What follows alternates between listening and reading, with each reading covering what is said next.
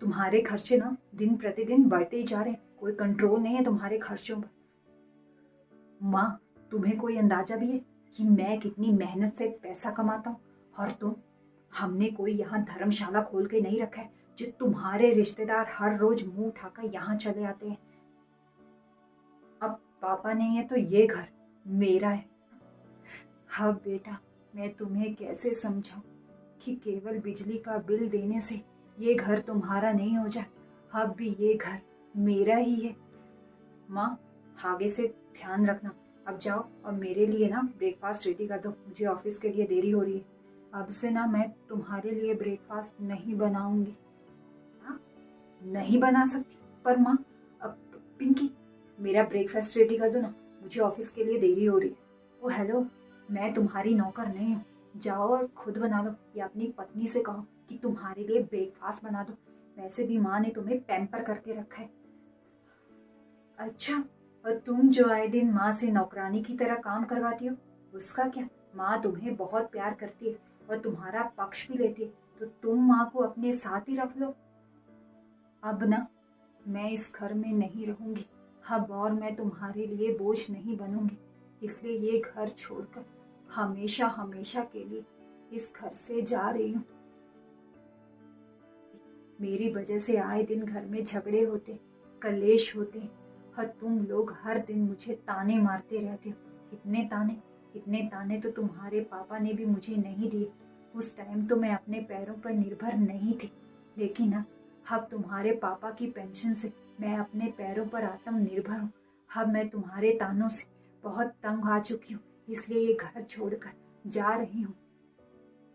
एक औरत ना हर हाल में निर्वाह करना जानती है, क्योंकि उसे उसके जीवन में प्रत्येक का निर्वाहन करना होता है। लेकिन बच्चों और परिवार के पीछे मैं खुद को भूल गई थी कि मेरी भी कोई इज्जत है। हर माता पिता को उम्मीदें होती कि बच्चों को उनकी आवश्यकता होती, लेकिन सच तो ये कि बच्चों को भी उनकी ज़रूरत होती है।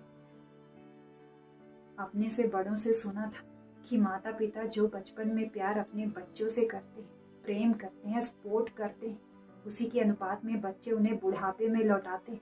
तुम्हारे पापा हमेशा कहते थे कि अपने आप को आर्थिक रूप से मजबूत रखना, क्योंकि बुढ़ापे में यही तुम्हारी ताकत है। कौन जाए? तुम्हारे पापा हमेशा कहते थे कि हम दोनों में से पहले पता नहीं कौन जाएगा। पर हाँ, आजकल का जमाना देखते हुए हमें अपने बच्चों से उम्मीदें नहीं लगानी चाहिए। तुम लोगों की परवरिश में मैं खुद को भूल गई थी। एक बात कहूँ, मैं भी ना गुब्बारों की तरह खुले आसमान में उड़ना चाहती थी, लेकिन नहीं उड़ पाई, क्योंकि तुम्हारी परवरिश और जिम्मेदारियों की बेड़ियों ने मुझे जकड़ के रखा था। अब मैं और जिम्मेदारियां नहीं निभाऊंगी। तुम्हारे हर रोज के ताने रोक टोक से मैं परेशान हो गई हूँ। अब मैं कुछ साल अपने लिए जीऊंगी, अपने शौक पूरे करूंगी, पर हाँ, इस घर में कभी वापस नहीं आऊंगी। और एक बार तुम्हारे साथ रहूंगी तो रिश्ते नातेदार तो आएंगे ना, जो तुम लोगों को पसंद नहीं। और एक बात कहूँ बेटा, तू पैसा कमाता है, बहुत मेहनत से पैसा कमाता है, मेहनत करता है तब पैसा कमाता है, लेकिन मैंने भी तुम्हारे पापा को खोकर पेंशन कमाई, जो कि मेरे भरण पोषण के लिए, तुम्हारे घर के खर्चे उठाने के लिए नहीं। से पेट पर नहीं उगते। पर मैंने तुम्हारे पापा के खोने की कीमत, छोड़ो, तंग आ गई हूँ ये सुनते कि पैसे पेट पर नहीं उगते। एक बार मेरे कमरे में ज़रूर जाना, और हाँ, मेरी डायरी में सब लिखा है, किसका कितना खर्चा होता है हर महीने का, किसने मुझे कितना दिया और मुझसे कितना लिया, पूरा हिसाब है मेरे पास। तो एक बार मेरी डायरी ज़रूर पढ़ना, ठीक है बेटा? मौका पड़ते तुम मुझे सुनाते हो गैरों की तरह। मैं कोई वस्तु नहीं जिसे जब कोई अपने पास रखे। मैं कोई हाथ मांस का पुतला नहीं, मैं जीवित इंसान हूँ, और मेरा भी आत्मसम्मान है।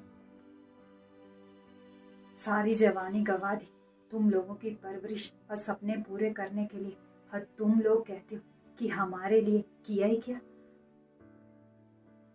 तुम तो कहते हो हर माता पिता ये करता है क्योंकि वो उन्हें जन्म देता है, ये उनका कर्तव्य है, जिम्मेदारी है, उनको अपनी जिम्मेदारियों से पीछे नहीं भागना चाहिए, है ना? तो बेटा, मैं भी अपनी जिम्मेदारियों से पीछे नहीं भागूंगी। मेरा जो कर्तव्य है ज़रूर पूरा करूँगी। मेरे जाने के बाद ये घर तुम्हारा ही होगा, है ना? इसलिए ना मैंने ये घर, ज़मीन, जायदाद और जितने भी मेरे पास जेवर थे, जेवरात थे, बैंक बैलेंस, सब सब तुम्हारे नाम कर दिए। मेरे पास ना मेरे दोनों हाथ और तुम्हारे पापा की पेंशन ही काफ़ी है। मैं ना तुम्हारे पापा की दी हुई नसीहत भूल गई थी, लेकिन आज जो तुमने मेरे साथ व्यवहार किया, उस व्यवहार ने मेरी आंखें खोल दी। बेटा, जहाँ आत्मसम्मान को ठेस पहुँचे ना, वहाँ नहीं रहना चाहिए। इसलिए अब मैं इस घर में नहीं रहूँगी।